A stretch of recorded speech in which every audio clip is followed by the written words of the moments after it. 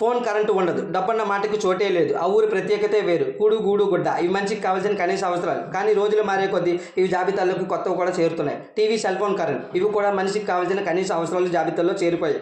కానీ ఇలాంటివి లేకుండా హాయిగా జీవిస్తున్న గ్రామం ఒకటి ఉంది. అదేంటి? టీవీ, సెల్ ఫోన్ లేకుండా బ్రతికేస్తున్నారా? అది ఎలా అనుకుంటున్నారా? అవును, ఆ ఊరిలో వారికి ఎలాంటి అవసరం లేదు, చివరకు డబ్బుతో కూడా అక్కడ పని లేదు. అదే శ్రీకాకుళం జిల్లా హిరమండలంలోని కోర్మ గ్రామం. భవ్య ప్రపంచపు వాసనలకు దూరంగా గజిబిజి పరుగులు, సెల్ ఫోన్ లొడలు, టీవీ సీరియల్ గోళ్లకు దూరంగా అదో ఆధ్యాత్మిక ప్రపంచం, వారిదో ప్రత్యేకమైన జీవన విధానం.